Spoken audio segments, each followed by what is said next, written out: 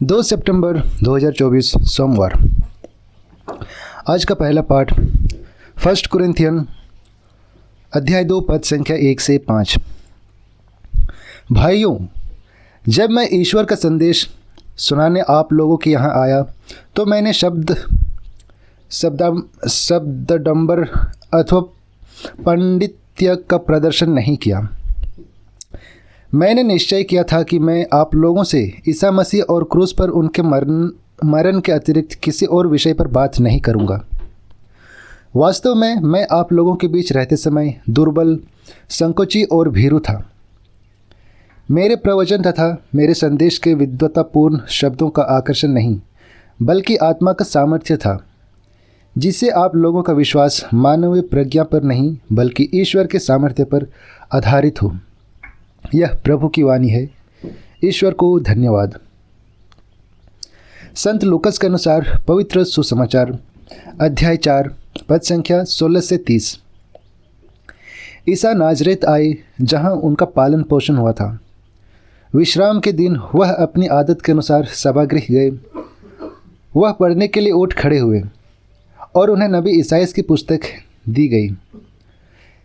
पुस्तक खोलकर ईसा ने वह स्थान निकाला जहां लिखा है, प्रभु का आत्मा मुझ पर छाया रहता है, क्योंकि उसने मेरा अभिषेक किया है।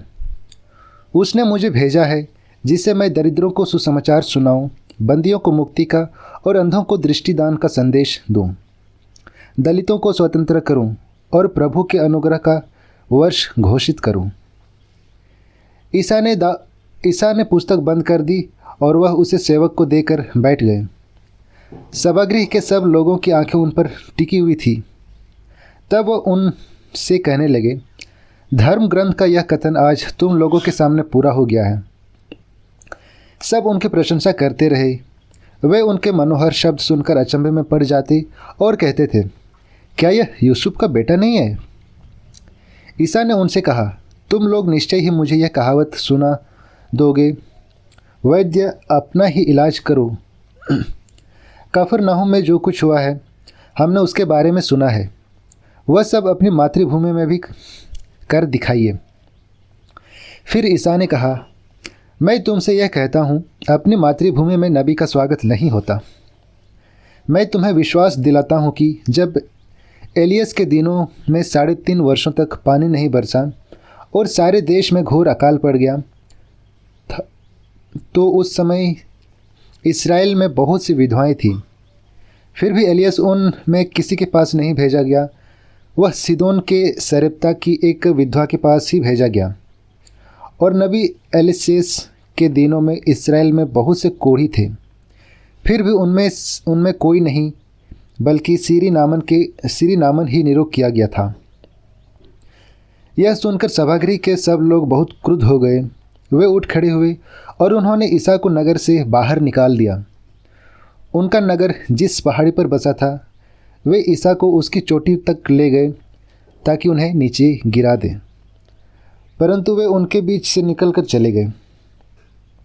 यह हमारे प्रभु यीशु ख्रिस्त का सुसमाचार है। ख्रिस्त की जय। तो चलिए आज के दोनों पाठों पर हम मनन चिंतन करते हैं, जो फादर जॉनसन बी मरिया के द्वारा दिया गया है। और वो लिखते हैं, आज के सुसमाचार को 2 भागों में बांटा जा सकता है। पहले भाग प्रभु यीशु के मुक्तिप्रद घोषणा पत्र का वर्णन करता है, और दूसरा भाग प्रभु यीशु के अपने ही लोगों द्वारा तिरस्कृत किए जाने का विवरण देता है। प्रभु यीशु लौटकर नाजरेत आते हैं, जहां उनका लालन पालन हुआ था, जहां उन्होंने अपना बचपन बिताया था।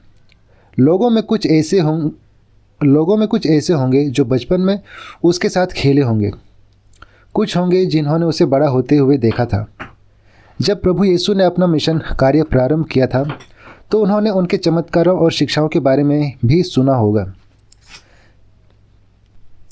जब उन्होंने प्रभु यीशु को अपने बीच पाया, तो वे जरूर बहुत उत्साहित हुए होंगे, और प्रभु यीशु भी अपने आप को उनके बीच में पाकर बहुत आनंदित महसूस कर रहे होंगे। लेकिन तभी जब प्रभु यीशु धर्म ग्रंथ में से पाठ पढ़ते हैं और बताते हैं कि धर्म ग्रंथ का यह कथन आज पूरा हुआ है, उसने उन्हें बताया कि प्रभु का आत्मा मुझ पर छाया रहता है। उसने मेरा अभिषेक किया है कि मैं दरिद्रों को सुसमाचार सुनाऊं, संक्षेप में कहें तो वही मसीह था जो अभिषिक्त किया गया था, जो उनके बीच में पल बढ़ा और ईश्वर ने उसे चुना और उसका अभिषेक किया।